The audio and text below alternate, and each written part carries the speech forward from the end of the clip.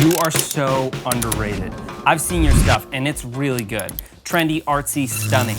It looks better than the mainstream content that's out there, but in exchange, you're getting low followers, low subscriber counts, not a lot of views. You have way less eyeballs than the big creators out there, even though the stuff that you're making is at that level. You are underrated. I've gotten multiple accounts saying, Zach, you're so underrated. Why doesn't this video have more views? Why aren't you being recognized? All of these things where my view count on my YouTube videos is not at the quality of the content that I'm creating, or so that's what people think. And to be completely honest, I've seen your content too. You've done some incredible photography, video work, transitions, tutorials. There is so much amazing content out there, underappreciated content. Or is it? So maybe you've gotten these comments too, being an underrated creator. And no, it's nothing wrong with you. I'm not gonna blame the algorithm, and I'm gonna change your mentality on this. But first, let's get into some tactical, technical knowledge about this stuff. Just because you're not getting viewers doesn't mean you can't make a career out of this. One of the big perceptions is the fact that just because you're not making content that's getting eyeballs on it means that a brand won't come and back you, or you're not gonna get a job out of it. I can easily say some of the best work that I've gotten out of my YouTube channel actually haven't been from videos that have been the big blow up successes. Quantity eyeballs is not as valuable as quality eyeballs. A brand is more attracted to more engagement and less views than more views and less engagement. Yes, you are underrated, but you need to change who your audience actually is. Like you, a lot of my videos, photos, or any posts that I put out there, I put it out for the masses. It's for the most eyeballs possible. It's clickbait, title generated by SEO. It's this sort of stuff. These are cinematic shots captured on my Sony a7 III. But the reality and a mental shift that you need to make is that you're not making the videos for big masses. You're making the videos for one audience member, and that's it. And that's you. The content that you create should only be for one viewer, and that's yourself. Because at the end of the day, that's the most important person ever, 100%. Why, you might ask? Because the stuff that you're making, think of it as a journal entry. It's a documentation of where you're at in life. It could be a YouTube tutorial. What's going on, filmmaking friends? It could be a photo. It could be a travel vlog, a short film, a documentary. No matter what it is, you're cataloging your day. And if history's taught us anything, the best way to document things in the past is through video. So congratulations, you're already documenting way better than your ancestors ever have, even if you're not getting 1 million views on your video. Because at the end of the day, the most important viewer is you. And if you're making content that makes you happy and it's unregrettable content, then you're good. Which leads me into my third point, which is make unregrettable content.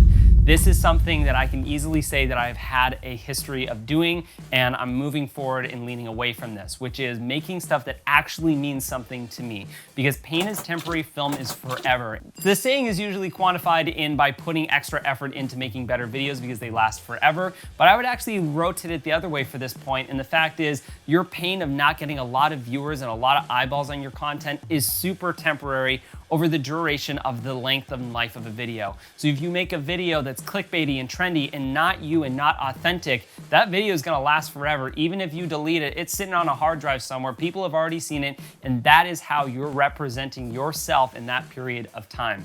Represent yourself authentically, and you'll always look back on your videos with pride rather than regret. Unregrettable content is more valuable than valuable content. Quantity views in a short little window is super valuable for your ego, for your brand, for your representation on a platform that's two-dimensional, all of those things. But quality content goes so much further, not just for you, but actually who you're gonna collaborate with. Quick story time, skip forward if you'd like, but this is valuable. Back in 2012, when I started getting into filmmaking, I watched a ton of Film Riot. They were like my biggest heroes, biggest idols, and I created content that was very similar to theirs, even in a similar fashion, representing myself on camera like them. Hey, what's up? Zach here from The Amazing Basement Show. It's very embarrassing. We're not gonna watch any more clips of me doing that. Today's episode, we talk about gym shots. But the reason why I did that was because I wanted to be recognized by them and them solely. So I kept creating content just to be seen by them, and I didn't. And I just made embarrassing content. bundle them all up, put it in a timeline, chop it all up, and you got yourself a demo reel. But then eventually I started just doing my own thing. I started making my own stuff and being authentic and genuine to myself, continually creating short films, feature films, documentaries, tutorials, this sort of thing, etc. Eventually what ended up happening was a year ago, I got an email from Ryan Conley. Ryan Conley, like the guy from Film Riot. If you don't watch Film Riot, are you a filmmaker even? But I got an email from the guy who I idolized for so long, many, many years. And they're like, hey dude, really like the content that you're creating. And I was like, what? It was, hey Zach Ramlin, love your channel, let's work together on something. And eventually, over time, we created, I'm at this point, 3 videos for him. There's another one I'm plugging right there in the description below. You can check it out. It's a fun behind the scenes of our short form. But it happened, and it didn't happen because I was copying content that they were creating or making stuff for viewership. I was just making quality content that they really dug and wanted to get behind. Here's the thing, your clickbaity video that you're trying to gather the attention for either your heroes, idols, or just viewership is not going to accelerate your career the way you think it is. High viewership is temporary, quality content lasts forever. Remember that. So eventually, after making this quality content, I ended up being recognized by this company, this team, this group of filmmakers who I absolutely idolized, and now I'm making content for them, with them, and now can consider them a close filmmaking friend. So through this process of being authentic, eventually made me in contact with those people. And if you think this is just a sleight of chance or coincidental, this has happened to me with another filmmaker, Johnny Harris from Vox, who I absolutely love, the team from Yes Theory, Peter McKinnon, and many, many others who I absolutely looked up to. And for the longest time, I was making content that I thought would satisfy them. And at the end of the day, that's not going to gather the attention of the people who you look up to. They see their stuff, they know what their stuff looks like, and they don't want to see stuff that looks like their stuff.